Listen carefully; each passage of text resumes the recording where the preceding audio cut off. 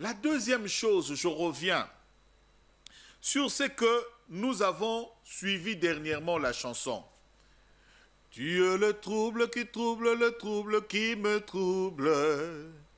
Il est le trouble qui me trouble. C'est faux. Il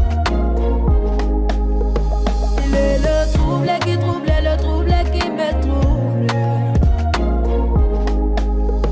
Il est le trouble qui me trouble. Évitez ce genre de chansons aussi. Parce que déjà, les prémices, elles ont mabé.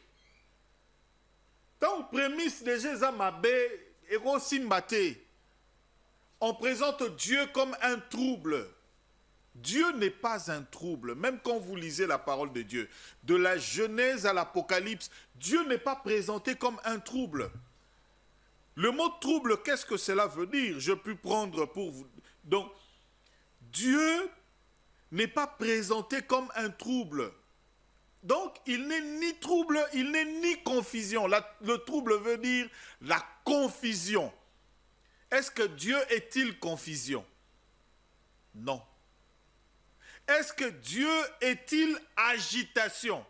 Non. Est-ce que Dieu est présenté dans la Bible comme un trouble? Non. Parce que lorsque vous prenez le texte original, en grec, le mot trouble veut dire tarasso.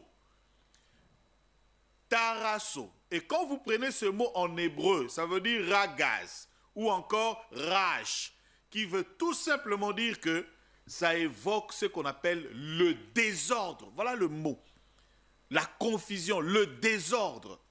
Donc le mot trouble, lorsque vous prenez le texte original, ça veut dire le désordre. Donc ça évoque très souvent le mot désordre, la peur ou la confusion.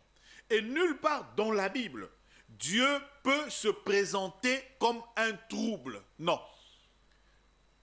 Plutôt quand vous lisez Galates 5:10, on dit, les autres là seront troublés parce que ils seront dans la trouble. Mais on ne dit pas que Dieu est trouble ou Dieu se fera comme trouble pour troubler. Non, ça ne se fait pas. Il ne faudrait pas que nous puissions employer de termes pour employer. Parce que nous voulons faire notre contexte de choses. Ça devient un prétexte.